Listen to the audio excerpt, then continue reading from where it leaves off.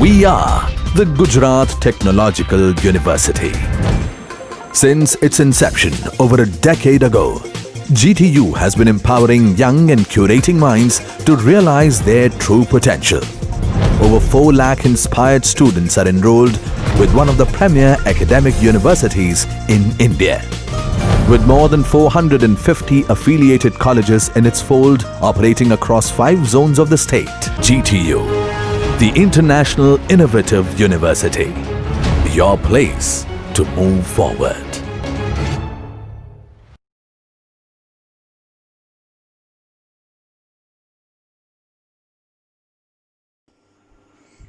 નમસ્કાર. Next topic is virtual memory.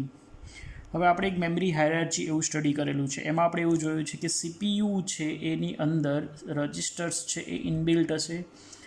એ છે એ smallest data storage unit છે કે સીપીયુને જ્યારે ડેટાની જરૂર હશે તો એમાંથી ડેટા એક્સેસ કરી શકાય. ઓકે, હવે જો અહીંયા આનાથી થોડી વધારે કેપેસિટીવાળી મેમરી છે કેશ મેમરી, કે જે ફાસ્ટેસ્ટ મેમરી છે. સીપીયુને કોઈ ડેટાની જરૂર હશે તો પહેલાં કેશ મેમરીમાં ચેક કરશે. એમાં જો ડેટા અવેલેબલ નથી તો એના પછીના લેવલ એટલે કે મેઇન મેમરીમાં ચેક કરશે. જો એમાં પણ ડેટા નથી તો એના પછીના લેવલ હાર્ડ ડિસ્કમાં ચેક કરશે. અહીંયા શું છે કે જેમ તમે આ સાઈડ જાઓ છો એવી રીતે મેમરી છે એની કેપેસિટી ઇન્ક્રીઝ થતી જાય છે, સ્પીડ સ્લો થતી જાય છે અને એ મેમરી છે એનો કોસ્ટ છે એ ડિક્રીઝ થતો જાય છે. હવે આ આખી મેમરી હાયરાર્ચી છે. હવે આપણે વર્ચ્યુઅલ મેમરી એટલે શું, તો આપણે એવું ઘણીવાર એવું જોયું હશે કે આપણે એવું સ્ટડી કરેલું છે કે જ્યારે તમારે કોઈ પણ પ્રોગ્રામ એક્ઝિક્યુટ કરવો છે તો એ પ્રોગ્રામ માટેનો ડેટા અને ઇન્સ્ટ્રક્શન છે એ બધું સેકન્ડરી સ્ટોરેજમાંથી મેઇન મેમરીમાં કોપી થશે અને પછી સીપીયુ છે એ ડેટાને એક્સેસ કરશે. ઓકે, તો આપણે એક એક્ઝામ્પલ લઈએ કે સપોઝ મારે કોઈ મૂવી જોવું છે તો મૂવીની જે ફાઇલ હશે એ સપોઝ 1 જીબીની છે કે 2 જીબીની છે ઓર 3 જીબીની છે, તો એ ક્યાં સ્ટોર હશે તો સેકન્ડરી સ્ટોરેજમાં હશે. સપોઝ તમારી રેમ છે એ 2 જીબીની છે અને તમે જે મૂવી જોવાના છો એ મૂવીની ફાઇલ છે એ 2.5 જીબીની છે. ઓકે, હવે આ મેઇન મેમરી છે એ તમે જ્યારે કમ્પ્યુટર સ્ટાર્ટ કરશો એટલે આનો અમુક પોર્શન છે એ ઓપરેટિંગ સિસ્ટમના કોડથી, સપોઝ આપણે એવું એઝ્યુમ કરીએ કે આટલો પોર્શન છે એમાં ઓપરેટિંગ સિસ્ટમ સ્ટોર છે. અહીંયા તમારા પ્રોગ્રામ પ્લસ ડેટા સ્ટોર થશે. સપોઝ આના માટે છે એ 500 MBનો ડેટા એ કોપી કરે છે ઓર 0.5 GB એટલું એ સ્ટોર કરે છે. તો હવે આટલી જે લોકેશન છે એ આપણી પાસે કેટલી રિમેઇનિંગ કેટલી છે 1.5 G. ઓકે, તો હવે તમે ગમે તે પ્રોગ્રામ એક્ઝિક્યુટ કરો છો તો એ બધાને તમારે આટલા પોર્શનમાં ઓક્યુપાય કરવાના છે, અહીંયા સ્ટોર કરવાના છે. તમારો ડેટા કેટલો છે 2.5 GBનો છે. હવે જ્યારે આપણે જે કન્સેપ્ટ સ્ટડી કરેલો છે કે અહીંથી ડેટા અહીંયા લોડ થાય, જો એ જ રીતે જોઈએ તો 2.5 GBનો બધો ડેટા છે એ તમે અહીંયા રાખી શકો નહીં. ઓકે, તો એ ટાઈમે શું થશે કે તમારો જે એકચ્યુઅલ ફાઇલ છે એ તો અહીંયા સેકન્ડરી સ્ટોરેજમાં જ રહેશે. એમાંથી એ છે એ અલગ અલગ પાર્ટ્સમાં ડિવાઈડ થયેલી હશે અને સીપીયુને જે પાર્ટ્સની જરૂર હશે એ એક જ પાર્ટ અહીંથી અહીંયા કોપી થશે. એટલે તમારી આ જે આખો ડેટા છે એ અહીંયા કોપી નહીં થાય, એમાંથી અમુક પોર્શન અહીંયા લોડ થશે. ઓકે, આવું કરવાથી શું થશે કે તમને એવું ઇલ્યુઝન થશે ઓર આપણી સિસ્ટમમાં એવું ઇલ્યુઝન થશે કે જેના થ્રુ અહીંયા જે સ્ટોરેજ છે એને પણ તમે as a RAM, virtual RAM એવું આપણે કન્સિડર કરી શકીએ. કેમ કે અહીંયા 2.5 GB છે એ તો આમાં તમે એકસાથે તો નથી લઈ શકવાનું, એટલે એના અમુક પોર્શન અહીંયા લોડ કરીએ છીએ, બાકીના ટાઈમમાં એ અહીંયા રહે છે. તો આ મેમરી છે એના પોર્શનને તમે as a virtual memory use કરી શકો છો. તો આ જે કન્સેપ્ટ છે એના ઉપર આપણી વર્ચ્યુઅલ મેમરી વર્ક કરે છે. ઓકે, તો સીપીયુ જ્યારે એડ્રેસ જનરેટ કરશે તો એ શું જનરેટ કરશે વર્ચ્યુઅલ એડ્રેસ, જેને આપણે લોજિકલ એડ્રેસ પણ કહી શકીએ. અને લોજિકલ એડ્રેસ જનરેટ થાય છે એને તમારે આમાંથી સર્ચ કરવાનું છે. તો એના જે લોજિકલ એડ્રેસ છે એ પછી ફિઝિકલમાં કન્વર્ટ થશે, એટલે કે આ જે છે એ એડ્રેસ મેપિંગ થશે ઓર એડ્રેસ ટ્રાન્સલેશન થશે. હવે એ કઈ રીતે થાય છે એ આપણે જોઈએ. તો સૌથી પહેલાં આપણે જોઈએ કે વર્ચ્યુઅલ મેમરીના ઓબ્જેક્ટિવ શું છે. તો અહીંયા આપણે કીધું એમ કે મેમરી છે એ તમારી સેકન્ડરી સ્ટોરેજ છે એને આપણે as a virtual memory use કરવાની છે. તો તમારું મેમરી છે એ શેર થશે એફિશિયન્ટલી. બીજું કે જ્યારે તમે મલ્ટિપલ પ્રોગ્રામ એક્ઝિક્યુટ કરો છો તો એ મલ્ટિપલ પ્રોગ્રામના ડેટા છે એ તમારે કોપી કરવાના છે. તો એક પ્રોગ્રામમાંથી એની જે મેમરી સ્પેસ છે એમાં બીજા છે એ ઓવરલેપ ન થવા જોઈએ, એટલા માટે એ તમને મેમરી પ્રોટેક્શન પ્રોવાઈડ કરશે. એટલે આ બંને છે એ વર્ચ્યુઅલ મેમરીના ઓબ્જેક્ટિવ્સ છે. એ વર્ક કઈ રીતે કરશે, તો સૌથી પહેલાં તો જે તમારી વર્ચ્યુઅલ મેમરી છે, વર્ચ્યુઅલ મેમરી એટલે તમારો જે પ્રોગ્રામ એકચ્યુઅલ જે સ્ટોર છે એ પ્રોગ્રામ એ છે એ અલગ અલગ પેજીસમાં ડિવાઈડ થશે. એ બધા પેજ છે એ તમારી સેકન્ડરી સ્ટોરેજમાં ત્યાં સુધી રહેશે જ્યાં સુધી તમારા સીપીયુ એને રિફર નથી કરતું. જેવું સીપીયુને એ ડેટાની જરૂર પડશે એટલે શું થશે કે એ ડેટા છે એ સેકન્ડરીમાંથી મેઇન મેમરીમાં લોડ થશે. હવે મેઇન મેમરી છે અગેન ફ્રેમ્સમાં ડિવાઈડ થઈ લેશે એટલે આ બધા પેજીસ છે એ તમારી આ ફ્રેમ્સ સાથે મેચ થશે. તો આ પેજ છે તો એનું કંઈક અલગ એડ્રેસિંગ હશે, અહીંયા ફ્રેમ છે એનું કંઈક અલગ એડ્રેસિંગ હશે.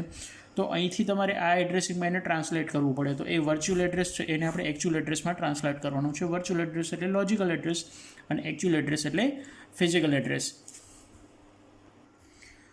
હવે આપણી જે ડેટા છે એ પહેલાં તો પેજીસમાં ડિવાઈડ થયેલો છે એટલે એ આપણો સેકન્ડરી સ્ટોરેજમાં સ્ટોર હશે. ઓકે, તો જે પ્રોગ્રામર છે એ તમારા જે એકચ્યુઅલ પ્રોગ્રામ સ્ટોર હશે એ ક્યાં હશે? સેકન્ડરી સ્ટોરેજમાં. તો એ અલગ અલગ પાર્ટ્સમાં ડિવાઈડ થયેલો છે. તો આપણે એને જે એડ્રેસિંગ કરીએ ઓર એને જે પાર્ટ્સમાં ડિવાઈડ કરીએ છીએ એ બધી લોકેશન્સ છે એને વર્ચ્યુઅલ એડ્રેસ કહેવાય. અને આ જે બધી વર્ચ્યુઅલ લોકેશન્સ છે ઓર લોજિકલ એડ્રેસીસ છે એનું એક કલેક્શન બનાવીએ એને આપણે એડ્રેસ સ્પેસ કહી શકીએ. એટલે આ એડ્રેસ સ્પેસમાંથી તમારે ડેટા છે એને એક્સેસ કરવાના છે. પછી શું થશે કે તમારો ડેટા છે એને તમે મેઇન મેમરીમાં લોડ કરો છો તો મેઇન મેમરીના જે બધા એડ્રેસીસ છે એ ફિઝિકલ એડ્રેસીસ છે. તો એટલા માટેથી એને આપણે ફિઝિકલ એડ્રેસ કહીએ. અને આવા જે ફિઝિકલ એડ્રેસ છે એનું કલેક્શન હોય એને મેમરી એડ્રેસ કહી શકીએ. એને આપણે બીજી રીતે સમજીએ તો આપણે એને આવું પણ કહી શકીએ કે સપોઝ આ છે આપણી વર્ચ્યુઅલ મેમરી છે. વર્ચ્યુઅલ મેમરી એટલે અહીંયા જે આપણે પોર્શન લીધો છે એ શું છે? કોઈ એક પ્રોગ્રામ માટેનો લીધો છે. એટલે એ પ્રોગ્રામ છે સેકન્ડરી સ્ટોરેજમાં સ્ટોર છે. એટલે આપણે અહીંયા જે આપણને લોકેશન લીધા છે 0 to 15 એ બધા શું છે? પેજીસ છે કે તમારો પ્રોગ્રામ છે આવી રીતે પેજીસમાં ડિવાઈડ થયેલો હશે. એનું એક એડ્રેસ છે એને એક વર્ચ્યુઅલ એડ્રેસ કહીએ. આ સેકન્ડ વર્ચ્યુઅલ એડ્રેસ આ બધા એટલે આનું આખું જે કલેક્શન બને છે એ તમારી શું છે? એડ્રેસ સ્પેસ છે. આ જે સ્પેસ છે એમાં તમારો જે પ્રોગ્રામ છે એ પ્રોગ્રામ માટેના ડેટા પ્લસ ઇન્સ્ટ્રક્શન્સ બંને વસ્તુ આમાં સ્ટોર હશે.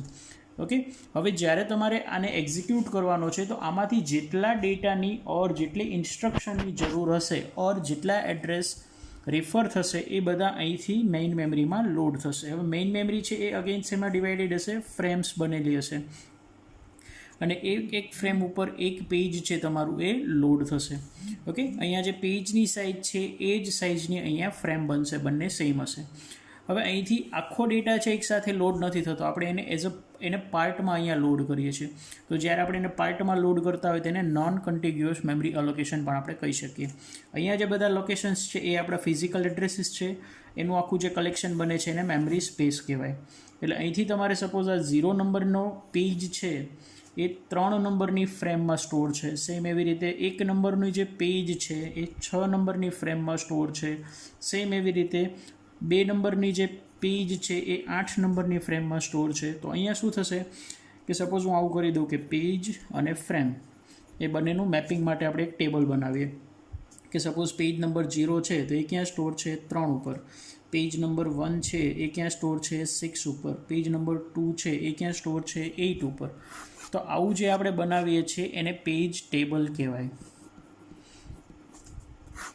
જે શેના માટે યુઝ થશે? તો તમારા પેજ નંબરને ફ્રેમ નંબર સાથે મેપ કરવા માટેથી યુઝ થશે. અને આનો યુઝ કરીને જ તો અહીંયા જે તમારું લોજિકલ એડ્રેસ ઓર વર્ચ્યુઅલ એડ્રેસ છે એ ફિઝિકલ એડ્રેસમાં કન્વર્ટ થશે. ઓકે, હવે આ જ વસ્તુ છે એને આપણે એક એક્ઝામ્પલથી સમજીએ. તમારી બુકમાં એક અલગ એક્ઝામ્પલ આપેલું છે પણ આપણને વધારે ક્લિયર થાય એના માટે આપણે એક બીજું એક્ઝામ્પલ લઈએ છીએ, પછી એના ઉપરથી તમે બુકના એક્ઝામ્પલને મેપ કરી શકો છો. અહીંયા આપણે એઝ્યુમ કરીએ છીએ કે સીપીયુ જે વર્ચ્યુઅલ એડ્રેસ જનરેટ કરે છે એ 13 બીટનું એડ્રેસ છે. ઓકે, વર્ચ્યુઅલ એડ્રેસ એટલે તમારા પ્રોગ્રામનું જે એડ્રેસ છે એ લોજિકલ એડ્રેસ. તો એ જે એડ્રેસ સ્પેસ બને છે એ કેટલી બનશે? તો 2⁻13 નું કરીશ એટલે મને ટોટલ કેટલા મળશે? 8K. એટલે આપણો જે પ્રોગ્રામ છે એ પ્રોગ્રામની સાઇઝ છે એ 8K હશે. એટલે કે આખો પ્રોગ્રામ છે આટલામાં આવી જશે, એના બધા એડ્રેસીસ આટલામાં હશે. સેમ એવી રીતે આપણી જે મેઇન મેમરી છે ફિઝિકલ એડ્રેસીસ છે એ કેવી રીતે બને છે? તો સપોઝ એના માટે આપણી પાસે 12 બીટ એડ્રેસ છે. 12 બીટ એડ્રેસ હોય તો એની આખી મેમરી સ્પેસ છે એ કેવી રીતે બને? તો 2⁻12 કરીશ એટલે મને કેટલા મળે છે? 4K વર્ડ્સ મળે છે. એટલે આપણી જે આખી મેમરી છે એ 4K વર્ડ્સની બનેલી હશે. આપણે એવું એઝ્યુમ કરીએ કે એક પેજ છે એની સાઇઝ છે એ 1K છે. એક પેજની સાઇઝ 1K છે. તો આમાં ટોટલ પેજીસ કેટલા હશે એ મને કેવી રીતે ખબર પડે? તો ટોટલ એડ્રેસ સ્પેસ કેટલી છે? 8K છે. તો હું એવું કરું 8K divide by page size. Page size શું છે? 1K. એટલે મને ટોટલ શું મળશે? 8. ઓકે, તો એનો મિનિંગ શું થાય છે કે મારી મેમરીમાં ઓર મારા જે પ્રોગ્રામ છે એની એડ્રેસ સ્પેસમાં ટોટલ 8 પેજીસ હશે, જે અહીંયા આપણે બતાવેલા છે 0 1 2 3 4 એમ 7 સુધી, ટોટલ 8 એડ્રેસીસ થઈ ગયા. સેમ એવી રીતે પેજ અને ફ્રેમની સાઇઝ સેમ હશે. ઓકે, એટલે આપણે એવું પણ કરી શકીએ કે અહીંયા જે મેમરી સ્પેસ છે 4Kની એને આપણે ડિવાઈડ કરીએ 1K, એટલે 4K ડિવાઈડ 1K એટલે ટોટલ કેટલા મળે 4. તો એનો મિનિંગ શું છે કે તમારી જે લોજિકલ આપણી જે મેમરી છે ફિઝિકલ મેમરી ઓર મેઇન મેમરી એમાં ટોટલ ફ્રેમ્સ કેટલી હશે તો 4 હશે. એને આપણે આ રીતે નંબર આપી શકીએ 0 1 2 અને 3. તો અહીંયા ટોટલ 8 છે, તો તમારે એનું એડ્રેસિંગ કરવું હોય તો તમારે કેટલા બીટની જરૂર પડે 3 બીટની જરૂર પડશે. અહીંયા ટોટલ 4 છે, તો એનું એડ્રેસ કરવું હોય તો આપણે કેટલા બીટની જરૂર પડશે 2 બીટની જરૂર પડશે. ઓકે, તો અહીંયા આપણે ઓલરેડી એવું લીધેલું છે કે તમારું વર્ચ્યુઅલ એડ્રેસ છે એ કેટલું છે 13 બીટ એડ્રેસ છે. તો એ 13 બીટમાંથી 3 બીટ આપણે શેના માટે જોઈએ છે તો આ પેજ છે એના નંબરિંગ માટે જોઈએ છે. તો 3 બીટ છે એ એના માટે આપીએ તો રિમેનિંગ કેટલા વધે છે 10. એટલે 10 છે એ એઝ અ ઓફસેટ આપણે યુઝ કરી શકીએ. ઓકે, એને તમે બીજી રીતે પણ કહી શકો કે સપોઝ અહીંયા તમારા પેજની સાઇઝ 1K આપેલી છે, તો 1K ઇક્વલ કેટલા થશે 1024, એટલે કે 210. એટલે અહીંયા આપણને 10 મળે છે. તો એના માટે તમારે 10 બીટ જોઈએ, કેમ કે શું હશે કે તમારું એક પેજ છે તો એક પેજમાં 1K વર્ડ્સ હશે.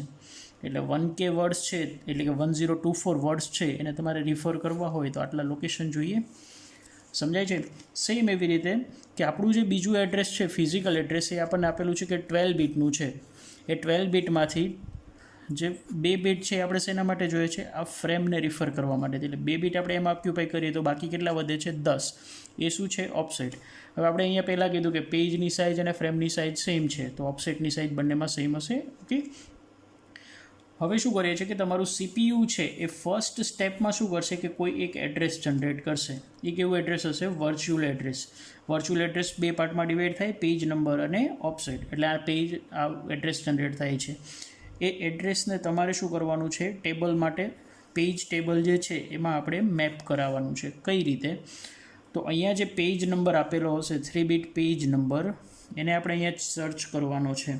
સપોઝ અહીંયા આપેલું છે 2, અહીંયા છે 2, તો આપણે અહીંયા 2 ઉપર આવી ગયા. એની સામે એનો ફ્રેમ નંબર સ્ટોર હશે. અહીંયા ફ્રેમ નંબર શું છે 3.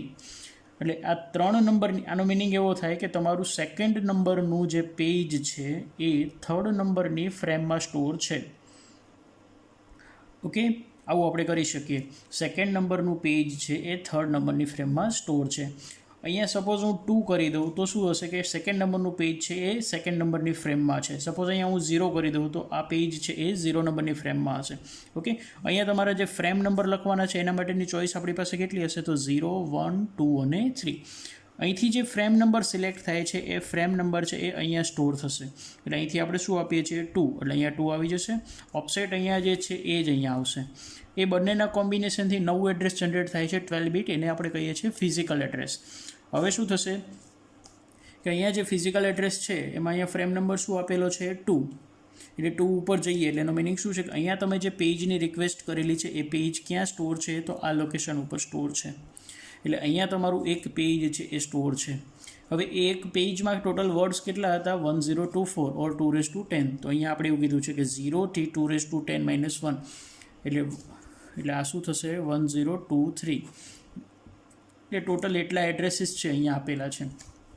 ઓકે, એટલે ઓફસેટ આપણે એના માટે યુઝ કરીએ છીએ કે અહીંયા જે ટોટલ વર્ડ્સ છે એમાંથી કોઈ કયો વર્ડ એક્સેસ કરવો છે એના માટે આપણે ઓફસેટ યુઝ કરીએ છીએ.